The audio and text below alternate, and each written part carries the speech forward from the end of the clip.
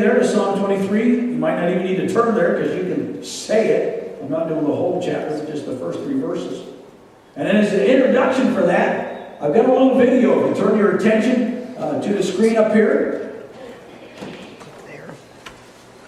I've got a little video to introduce this message with Beverly.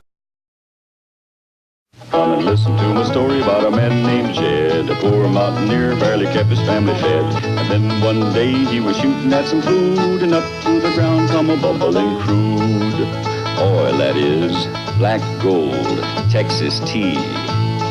Well, the first thing you know, old Jed's a millionaire. The kinfolk said, Jed, move away from there. Said, California is the place you ought to be. So they loaded up the truck and they moved to Beverly Hills, that is, swimming pools, movie stars. The Beverly Hillbillies. Review, kind of quite a fictitious story of poor mountain family in Tennessee. Can you imagine just going out to shoot for some food for a meal and hit oil? Moved to Beverly Hills. As they moved to Beverly Hills, there were 4 characters involved in that. Ellie Mae was the young daughter. Jethro was young, but he did get, was it a 6th grade education or 3rd? Somebody help me out. Was it 3 or 6? He got a 6? Okay. And then Granny and Jed. And they were overall. Now, if you look at them and where they were in the mountains of Tennessee and bring them up to date, we're going to bring Jethro, and he was the 6th grade education one, so they always thought he was smart and did everything. He used to have a bowl about this big of cereal every morning for breakfast. And so Jethro, if we were going to share with him what our Prime Minister plans to do, and as is my understanding, by next summer, pot will be legalized. You can smoke it. So here's Jethro, and he's got a pot. And Jethro's trying to figure out how you would smoke this thing. I could burn it if I left it on the oven long enough, but it's like a pipe or Jethro was having, so, you know, we know what pot, but his pot, this was the pot. Granny never could figure out stuff because she just had a wood stove and whatever else. And so we take out our phone, and when you saw Kids Zone, all of the pictures were done by a phone. I really wanted a rotary one, but I couldn't find one. But Granny's got the phone, and she's going to take a picture.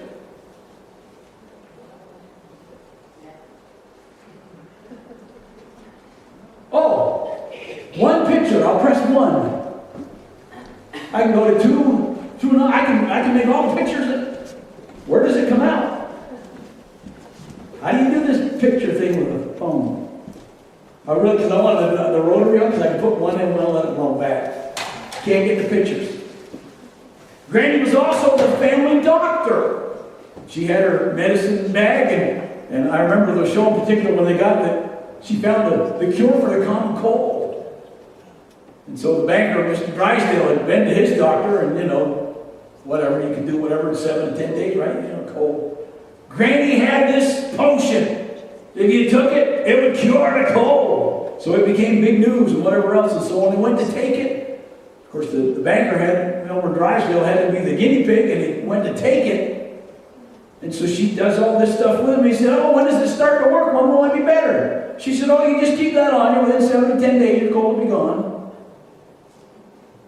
She was the doctor. Every once in a while, Jed would get a pain. Window. Pain.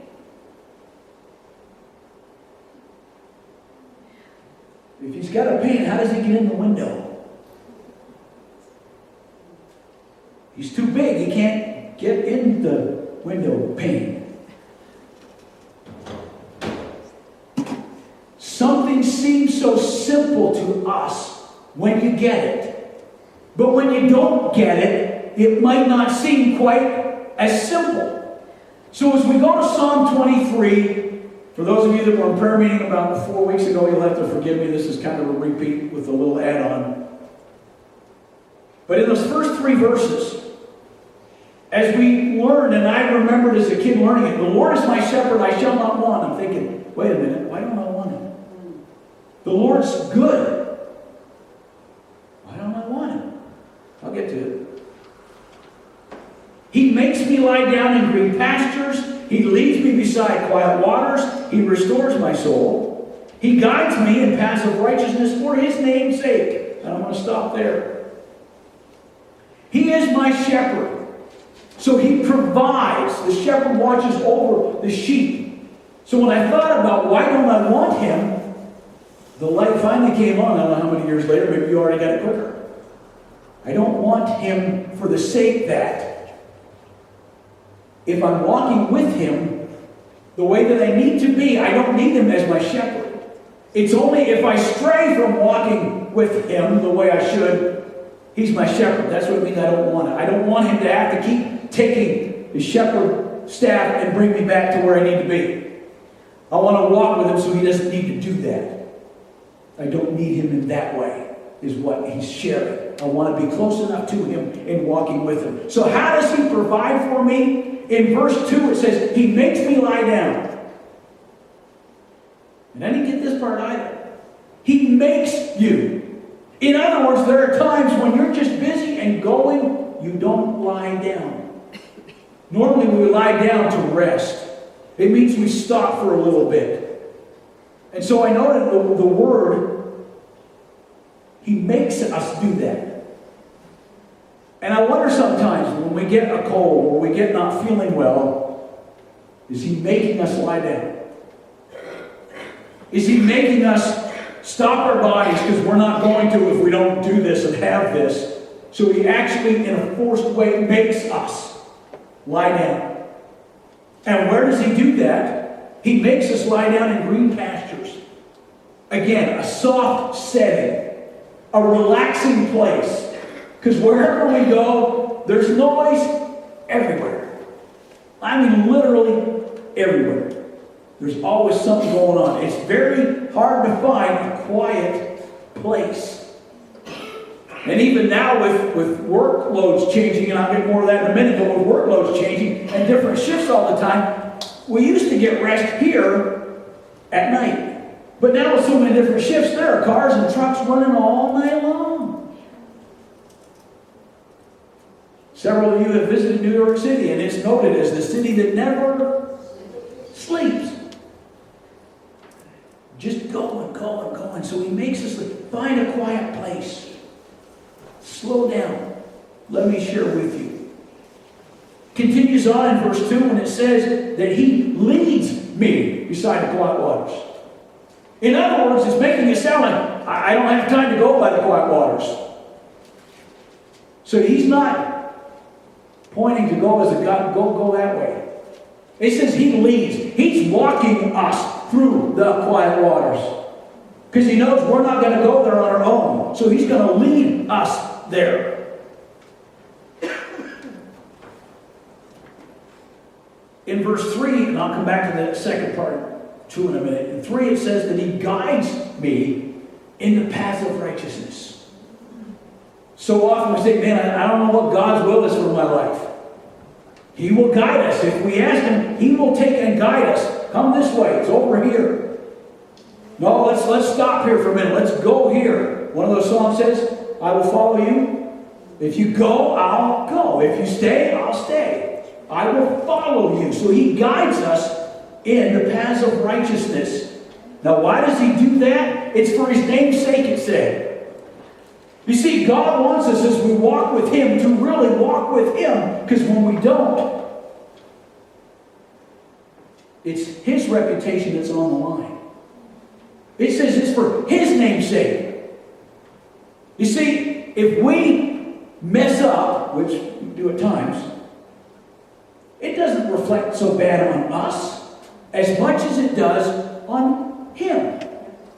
Oh, I've seen people who say that they live for God, and that's how they live at God. I don't want any part of it.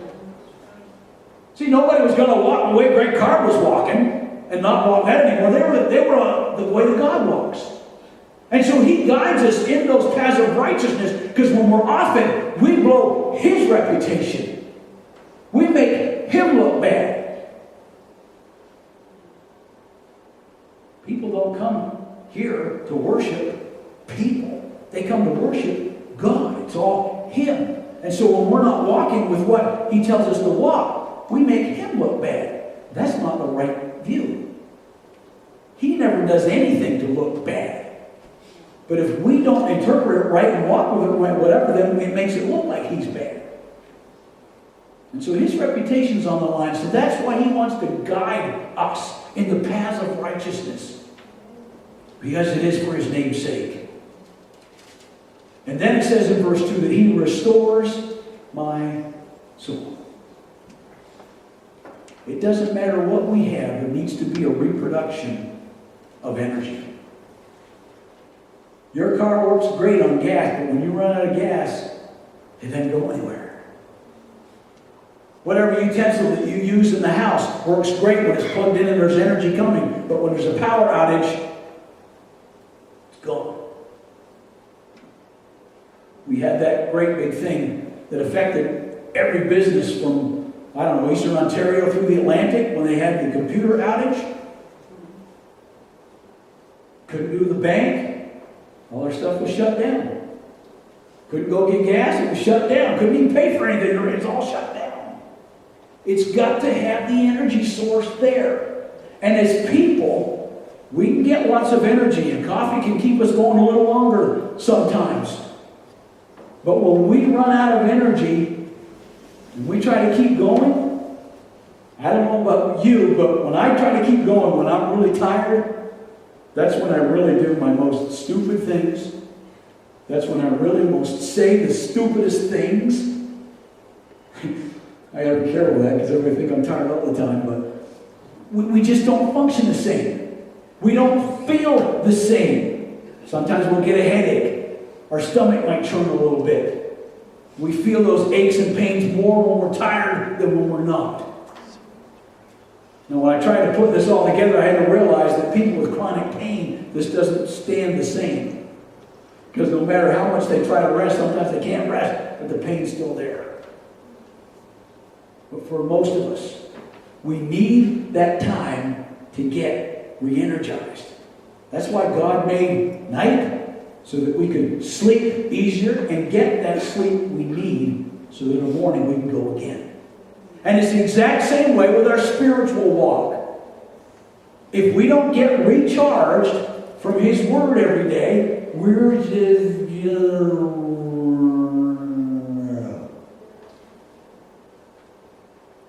And so we've got to get recharged.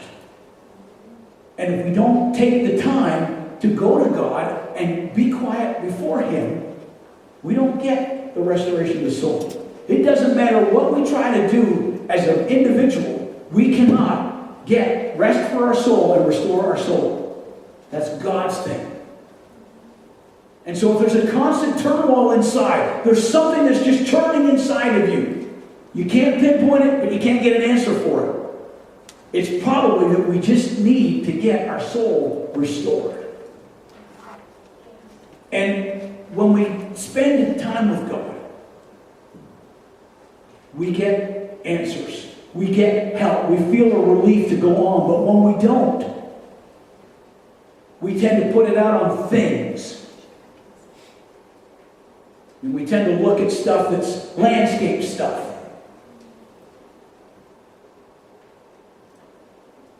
That's a sure sign you need your soul restored. When you're hung up on the landscape stuff, not the excavation stuff. It's a matter of the heart. And God desires, because He created us, He knows our heart, He knows what we need, and He wants to give it to us. That's the challenge. He takes the initiative to provide all this stuff. It said, He is my shepherd. He makes me lie down. He leads me. He guides me. It's His name. He restores. You see, He takes all the initiative to provide for His children. All we got to do is let Him. And that sounds so easy, doesn't it? But I can leave and I can have any day of good intentions. And once my day gets going, it seems like it's no longer under my control. It's just whoosh, and it's gone. And the next thing I know, I'm laying down in bed and I'm so tired I can't keep my eyes open. I'm thinking, oh, crumb. I didn't get that done today.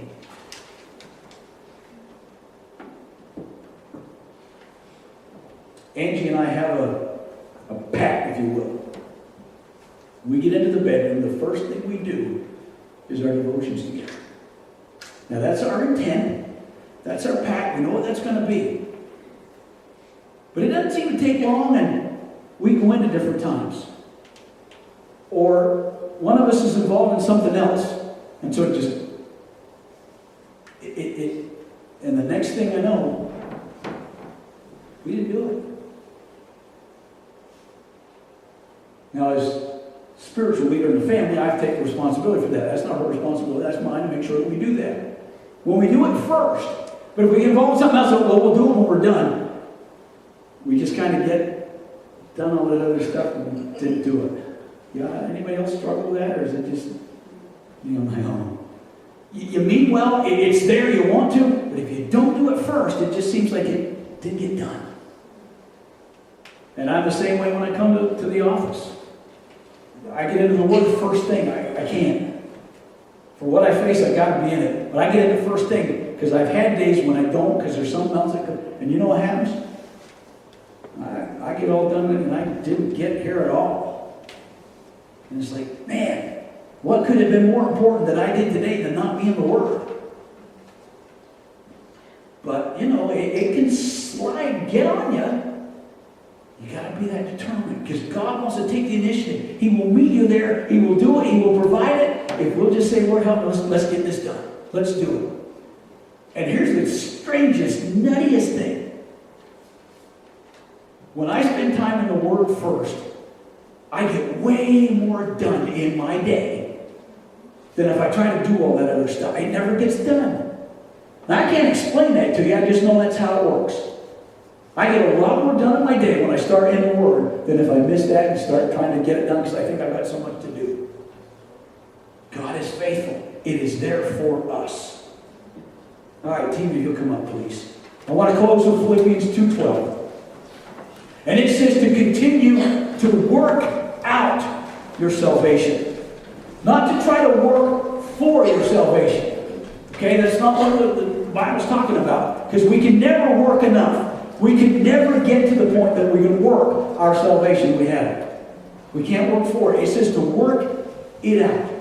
It's an ongoing process. We may never actually finish it. But He calls us to work it out. Keep at it. Don't get discouraged if you miss. Come back. Keep coming back. He'll be there for you. He will help you. And it's easier to accomplish these things when your soul has been restored. Let God restore your soul.